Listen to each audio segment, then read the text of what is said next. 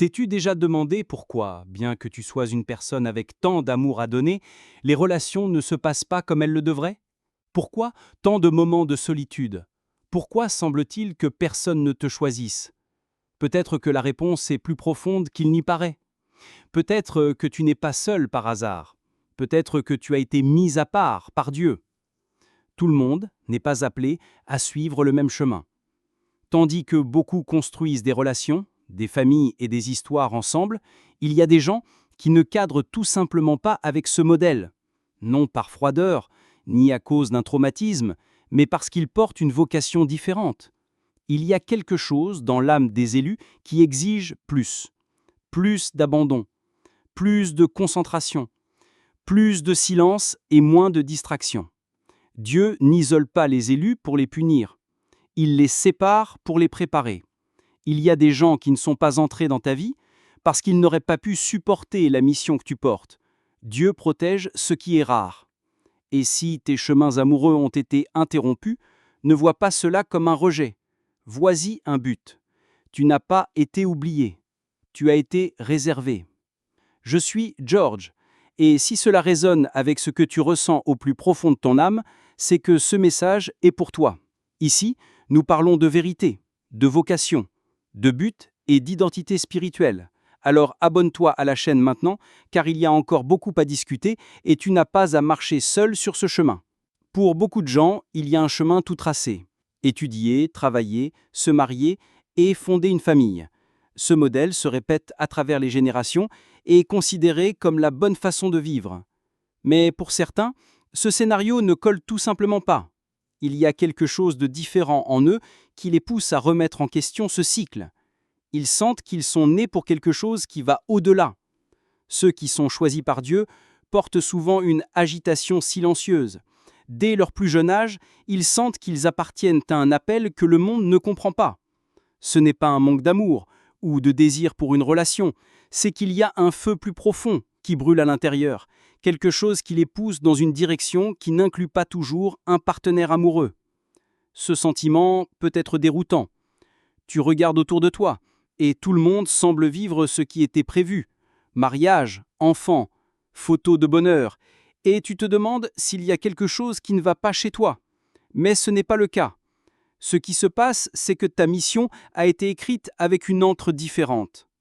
Ton chemin est rare et pour cette raison, souvent solitaire.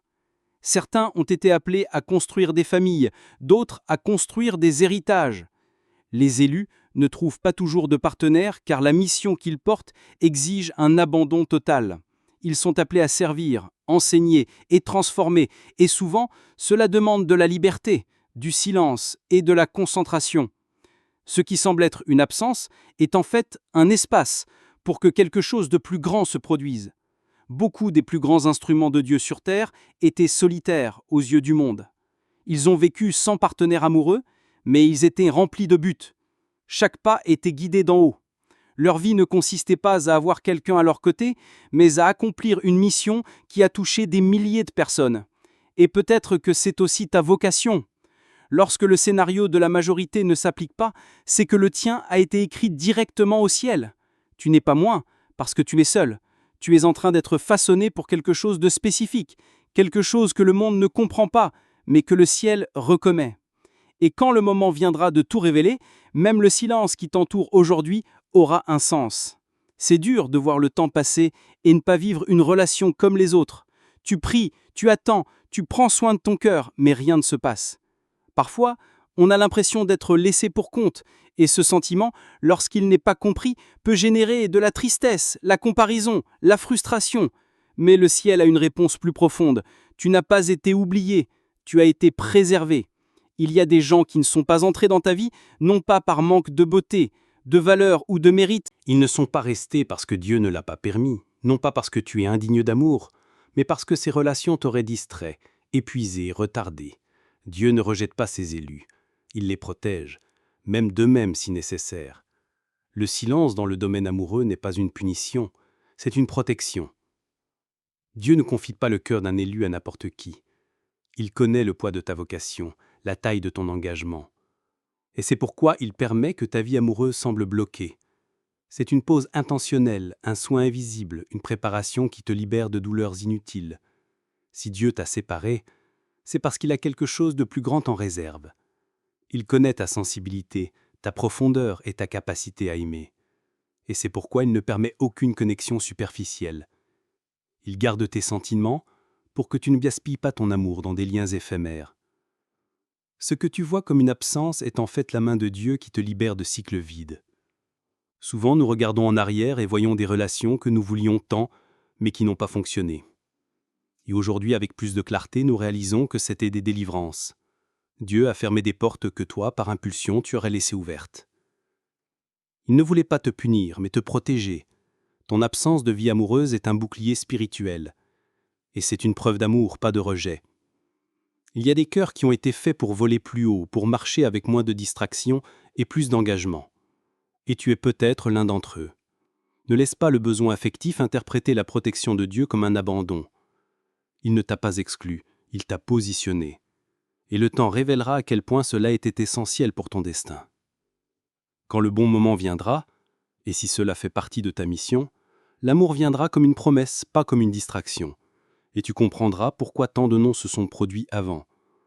Dieu garde ce qu'il estime, et s'il a gardé ton cœur jusqu'à présent, c'est parce qu'il sait que ton avenir est trop précieux pour être partagé avec quelqu'un qui n'y ajoutera rien. Les relations saines demandent du temps, des soins, de la présence. Il faut donner de soi, construire, s'investir émotionnellement. Mais il y a des vocations qui exigent exactement la même chose, mais dans des proportions encore plus grandes. Certains élus ont été mis à part pour une mission qui ne permet pas la division. Ils n'ont pas été faits pour vivre le cœur partagé entre le ciel et les affections terrestres. L'apôtre Paul en parle avec sagesse dans 1 Corinthiens 7. Il explique que ceux qui sont célibataires ont la liberté de se consacrer entièrement aux choses du Seigneur. Les personnes mariées, en revanche, doivent équilibrer leurs attentions. Il n'y a pas de condamnation à cela. Il y a de la compréhension. Paul ne diminue pas le mariage, il reconnaît simplement que certaines missions exigent une concentration totale, et cela est rare. Certains sont appelés à consacrer leur vie entière à un dessein divin. Ce sont des voix prophétiques, des intercesseurs, des serviteurs à plein temps. Et Dieu, connaissant le fardeau de la mission, allège le poids relationnel, non pas comme une punition, mais comme une stratégie. Il sait que toute distraction peut détourner ces cœurs sensibles du chemin que le ciel a tracé si précisément. Cela peut paraître dur à certains moments, le besoin se fait sentir, la solitude crie, le corps le ressent. Mais lorsque la vision spirituelle s'ouvre, tout prend son sens. Dieu ne t'a rien enlevé. Il t'a confié une mission plus élevée, et pour l'accomplir, il t'a préservé. Tu as été mis à part parce que ta concentration doit être là où la plupart ne peuvent pas regarder. Ceux qui portent ce type de vocation ressentent une urgence différente. Tandis que d'autres s'engagent dans des routines communes, les élus sentent qu'ils n'ont pas de temps à perdre. Il y a une génération à toucher, une parole à libérer, une guérison à apporter. Et tout cela exige une présence totale. Un cœur partagé ne pourrait pas supporter le poids de l'abandon. Il y a des missions qui exigent des horaires imprévisibles, des changements soudains, des voyages non planifiés, des décisions radicales, et beaucoup de relations ne peuvent pas soutenir ce rythme. Dieu, le sachant, préfère t'empêcher d'entrer dans des liens qui te retiendraient.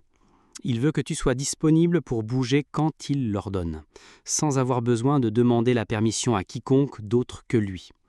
Cela ne signifie pas que tu n'aimeras ou ne seras jamais aimé, mais cela signifie que tant que la mission est une priorité, Dieu continuera d'être ton centre, ta source et ton compagnon fidèle. Et c'est là, même si cela semble solitaire, que réside ta force. Ton abandon te protège, ton renoncement t'aligne, ta concentration te donne du pouvoir. Certaines vies sont appelées à ne pas vivre comme tout le monde. Elles marchent plus légèrement, car elles doivent aller plus loin. Il ne s'agit pas de mépriser l'amour humain, mais de reconnaître qu'à certains moments, il y a quelque chose de plus urgent qui appelle. Et l'élu qui comprend cela trouve la paix, même sans compagnie, car il sait qu'il est là où Dieu a besoin de lui. Beaucoup de gens confondent encore être célibataire et être seul. Mais il y a une grande différence entre la solitude subie, loneliness, et la solitude choisie, solitude. La première est l'absence de compagnie. La seconde est la présence à soi-même et à Dieu. Et quand le ciel t'appelle à ce type de séparation, ce n'est pas pour te laisser vide, mais pour te remplir de ce qui compte vraiment. Dieu utilise les temps de solitude pour travailler sur des domaines que seul le silence peut atteindre. Il guérit de vieilles blessures, soigne des traumatismes cachés, révèle des vérités que tu n'entendrais pas au milieu du bruit. C'est dans la chambre fermée, dans le temps d'attente, que le ciel parle le plus fort. L'absence de relation est souvent l'espace dont Dieu a besoin pour te reconstruire. Regarde les histoires des hommes et des femmes qui ont eu un impact spirituel sur le monde. Beaucoup d'entre eux ont passé des années sans attache affective. Et ce n'était pas un détail, c'était une partie de la préparation. Dieu les a préservés, les a cachés, les a mis à part, parce qu'il y avait quelque chose en eux qui devait être affiné avant d'être libéré. Et peut-être que tu es exactement dans ce processus en ce moment. La solitude apporte la clarté. Quand il n'y a personne à qui plaire ou à impressionner, tu commences à te voir tel que tu es vraiment. Et c'est là que Dieu intervient. Il révèle des dons, réveille des talents oubliés, allume des passions spirituelles endormies. Le temps sans relation se transforme en un temps de polissage. Et quand ce processus se termine, tu te sens plus léger, plus entier, plus ferme. Le monde peut voir ce temps comme un retard, mais Dieu le voit comme une construction. Car pendant que tu es seul, il te prépare pour quelque chose de plus grand. Tu ne le reconnaîtras peut-être pas maintenant, mais tout cela fleurira. Les graines qui sont plantées dans ta solitude porteront des fruits qui nourriront d'autres vies, avec des mots, avec de la présence, avec un but. La solitude ne doit pas être crainte, mais embrassée. C'est à cet endroit que le cœur s'aligne avec le ciel, que les désirs sont purifiés, que la dépendance affective cède la place à la confiance en Dieu. Et quand cette transformation se produit, tu comprends que le manque de relation n'était pas du temps perdu. C'était un investissement divin dans ton intérieur. Ceux qui traversent ce processus n'en sortent pas les mêmes. Ils en sortent guéris, repositionnés, pleins de sens, parce qu'ils ont découvert qu'ils n'ont pas besoin d'une autre personne pour être complets. Ils ont découvert que la présence de Dieu suffit. Et c'est cette découverte qui change tout, car à partir de là, tout amour humain qui viendra sera un bonus, et non le fondement de ton existence. Tout amour n'a pas besoin d'être romantique pour être vrai. Le monde enseigne que le summum de l'amour est d'être en couple. Mais le ciel fonctionne avec une logique différente. Dieu apprend aux élus d'aimer avec ampleur. D'aimer ceux qui ne rendent pas l'appareil, d'aimer ceux qui blessent, d'aimer en servant, d'aimer en silence, avec présence, avec des mots, avec intercession. Les élus n'aiment généralement pas de manière commune. Ils portent en eux une compassion qui va au-delà du sentiment. Ils se soucient des douleurs que d'autres ignorent. Ils ont un cœur qui est ému par la souffrance des autres. Et bien souvent, ce type d'amour demande tellement qu'il ne reste plus de place pour une relation traditionnelle, car l'abandon est entièrement pour la mission. Tandis que beaucoup se concentrent sur la construction de quelque chose pour deux, les élus sont occupés à construire quelque chose de plus grand. Ils sont appelés à aimer des foules, à voir les invisibles, à guérir avec des gestes simples, du temps, de l'attention, de l'écoute. Tout cela devient un outil divin. Ils ne vivent pas pour recevoir de l'amour, ils vivent pour le donner. Ceci est rare, et c'est spirituel. Cet amour profond n'apparaît pas sur les photos, ni ne gagne de j'aime. Il ne devient pas un statut sur les réseaux sociaux, mais il est réel, il est discret mais intense, et il est reconnu là où ça compte le plus, au ciel. Dieu observe les petits actes, les renoncements faits en silence, les sacrifices quotidiens, et il honore ce type d'amour car il sait combien il coûte. Beaucoup d'élus sont incompris. Les gens ne comprennent pas comment ils peuvent vivre sans partenaire fixe. Ils trouvent étrange de voir quelqu'un de si plein d'amour mais apparemment seul. Ils sont loin de se douter que cet amour est investi dans des âmes, dans des causes, dans des guérisons. Ils ne sont pas seuls. Ils sont en mission et leur façon d'aimer fait partie du plan. Aimer comme Dieu aime est l'une des tâches les plus difficiles et les plus nobles, et beaucoup d'élus sont exactement dans cette vocation. Ils sont envoyés pour réconforter, relever et inspirer. Là où il y a de la froideur, ils apportent de la chaleur. Là où il y a de la confusion, ils apportent une direction. Là où il y a du désespoir, ils sèment de l'espoir. Ils sont les canaux d'un amour qui transforme sans avoir besoin de romance pour exister. Si tu sens ce type d'amour couler en toi, même sans être en couple, comprends que ce n'est pas un manque, c'est une vocation. Tu as été doté du pouvoir d'aimer profondément, et le ciel t'a choisi précisément pour cela, car il savait que ton cœur serait prêt à aimer comme peu le peuvent, avec un véritable abandon et sans attendre d'applaudissements. Il est très facile de tomber dans l'idée que ceux qui sont célibataires manquent de quelque chose. Cette croyance est alimentée par les films, les chansons, les médias sociaux, et même des membres de la famille bien intentionnés. La société crie que tu as besoin de quelqu'un pour être heureux, heureuse. Mais quand tu regardes avec les yeux de la foi, tu réalises que ce n'est pas la vérité de ton histoire. En Christ, tu es déjà complet. Pas partiellement, pas presque entière. Ton identité ne dépend pas d'une relation. Dieu ne t'a pas créé à moitié pour qu'une autre personne te complète. Il t'a formé en entier. Il t'a équipé de dons, d'un pouvoir de but, de sagesse, de sensibilité. Tout ce dont tu as besoin pour vivre une vie pleine a déjà été déposé en toi. Beaucoup croient qu'une relation résoudra les insécurités. Mais la vérité est que si tu ne te sens pas complet seul, tu te sentiras vide même accompagné, car ce n'est pas l'autre personne qui te remplit, c'est Dieu. Et quand il occupe le centre de ta vie, tout ce qui vient après ne sera qu'un complément, pas une nécessité. Être entier en Dieu te protège également. Cela t'empêche d'accepter moins que ce que tu mérites. Quand tu te vois comme quelqu'un de complet, tu ne t'accroches pas à des miettes affectives. Tu n'entres pas dans des relations par besoin, mais dans un pourquoi. Tu ne cherches pas quelqu'un pour te sauver, mais quelqu'un avec qui tu peux marcher côte à côte, et non comme des moitiés perdues. Cette compréhension change ta façon de vivre. Tu commences à apprécier la solitude comme un temps de croissance. Tu valorises tes propres réussites. Tu prends soin de ton cœur comme d'un jardin sacré. Tu apprends à te suffire à toi-même. Et quand l'amour arrivera, si c'est la volonté de Dieu, il te trouvera entier, entière, et non pas quelqu'un qui attend d'être complété. Dieu n'a pas d'enfants incomplets. Il a des enfants en processus. Et si tu es dans ce processus maintenant, comprends que ce n'est pas une absence, c'est une construction. Ce que le monde appelle la solitude, le ciel l'appelle la préparation. Ce qui semble vide, Dieu l'utilise comme fondation. Ce qui semble silencieux, c'est lui qui te façonne pour quelque chose qui sera encore révélé. Tu n'es pas en retard, tu n'as pas tort, ni né à la traîne, tu es au centre de la volonté de Dieu. Et cela en soi est déjà une plénitude. Fais confiance au processus. Honore ce temps, vis ta mission avec complétude, car l'amour le plus profond que tu puisses vivre commence en Dieu et se propage à partir de lui. Jésus a vécu célibataire non pas parce qu'il manquait d'amour dans son cœur, mais parce que sa mission exigeait une concentration absolue, un engagement total et une liberté complète. Ce que le monde verrait comme une absence d'affection, le ciel le voyait comme un positionnement.